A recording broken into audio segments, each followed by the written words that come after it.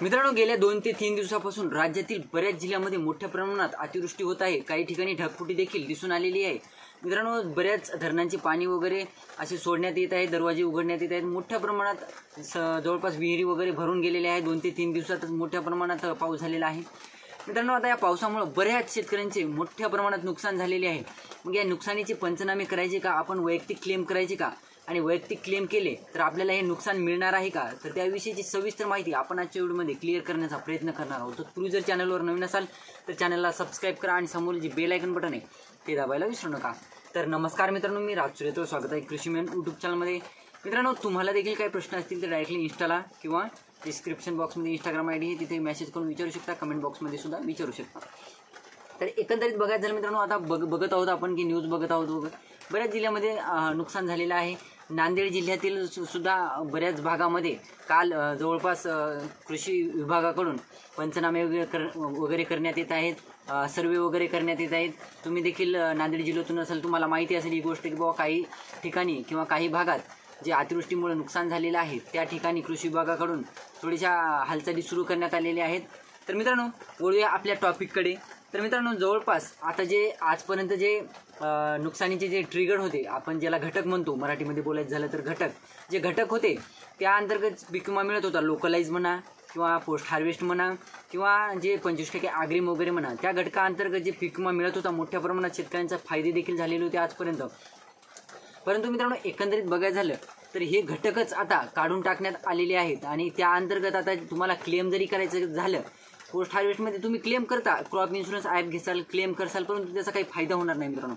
आता फायदा का होणार नाही, तर जेव्हा तुमचं जे नुकसान सरकार ग्राह्य धरेल तेव्हाच तुम्हाला हे नुकसान मिळणार आहे, नुकसान भरपाई मिळणार आहे। अन्यथा तुमच्या वैयक्तिक क्लेमला इथे कुठेही व्हॅल्यू राहणार नाही यापुढे, या वर्षीच्या पीक विम्यापासून 2025 पासून।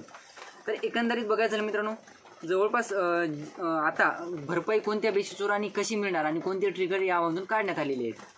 तर कसं मिळणार मित्रांनो, एकट्या शेतकऱ्याची किंवा काही शेतकऱ्याचं जर नुकसान झालं तर एखाद्या गावात समजा शेतकऱ्याचं पिकांचं नुकसान झालं, 100 वगैरे किंवा जास्त वगैरे पिकांचं नुकसान झालं, तर 5 शेतकऱ्याचं गारपिटीमुळे नुकसान झालं समजा, अशाच लहान मोठ्या प्रमाणात नुकसानीवर भरपाई मिळणार नाही। आता हे लक्षात ठेवा, नुकसान झालं हो तुमचं पण मान्य आहे, परंतु 4-5 शेतकऱ्यांचं मोठ्या प्रमाणात जर नुकसान झालं आणि म्हणजे पीक वगैरे नसलं तरच तुम्हाला नुकसान भरपाई मिळणार नाही। त्यानंतर पोस्ट हार्वेस्टमध्ये आपण मोठ्या प्रमाणात क्लेम करत होतो। आता कमेंटसुद्धा भरपूर प्रमाणात येतात, व आम्ही पोस्ट हार्वेस्टचा क्लेम मंजूर आहे, आम्हाला पीक विमा मिळेल का, आमच्या पोस्ट हार्वेस्टमध्ये आम्ही जे नुकसान दाखवलं होतं कंपनीचे लोक येऊन गेले वगैरे वगैरे बऱ्याच कमेंट येत आहेत। त्या बेसिसवर ज्या रकमा मिळत होत्या, आता सध्या काही शेतकऱ्यांना पोस्ट हार्वेस्टच्या रकमा 30,000 40,000 मिळाली आहे, तर त्या रकमा तुम्हाला मिळणार का, तर नाही मित्रांनो। पोस्ट हार्वेस्ट घटकच 2025 पासून काढून टाकण्यात आलेला आहे। तुम्ही क्लेम यावर्षी केला तरी तुमच्या क्लेमला कुठेही व्हॅल्यू राहणार नाही यापुढे। तर मित्रांनो, एकंदरीत बघायचं झालं तर शेतकऱ्याचं सोयाबीन कापून शेतात वाळत घातली किंवा काढणी पश्चात ज्याला नुकसान आपण म्हणतो पोस्ट हार्वेस्टमध्ये, तर ते नुकसानच यापुढे आपलं ग्राह्य धरण्यात आले नाही। म्हणजे तुमच्या सोयाबीनला शेंगा आल्या, तुमचं सोयाबीन काढलेलं असलं, तुमचं सोयाबीन कापून टाकलेलं असलं, काहीही घेणं देणं नाही यापुढे कृषी विभागाला, सरकारला, विमा कंपन्यांना यापुढे काहीही घेणं देणं नाही।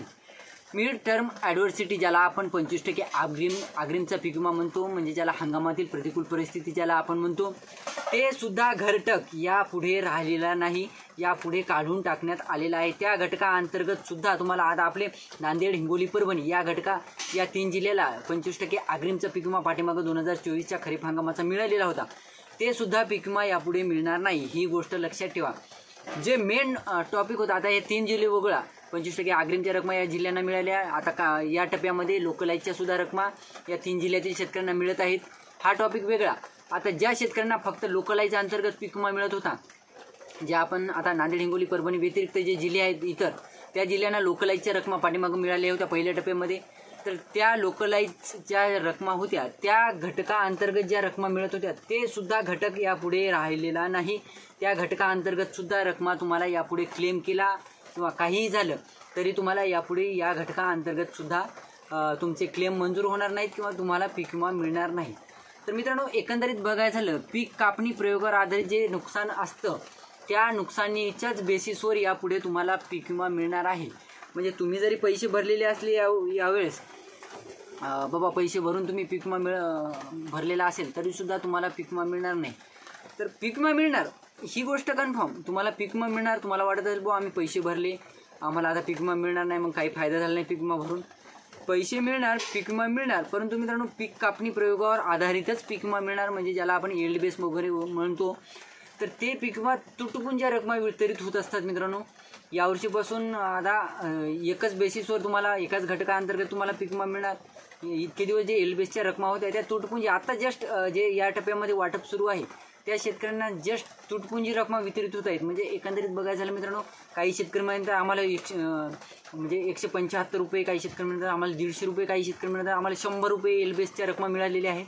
काही शेतकऱ्यांना मिळाले की 4000 5000 काही शेतकऱ्यांना मिळाल्या, पण तो अधिकतर प्रमाणात शेतकऱ्यांना 100 रुपये, 150 रुपये, 200 रुपये या प्रकारच्या यील्ड बेसच्या रकमा मिळत आहेत. म्हणजे पीक कापणी प्रयोगावर जे रकमा आहेत त्या छोट्या छोट्या रकमा वितरित होतात. म्हणजे या बेसिसवर बघायचं झालं मित्रांनो, एका घटकाअंतर्गत तुम्हाला यापुढे पीक विमा मिळणार आहे.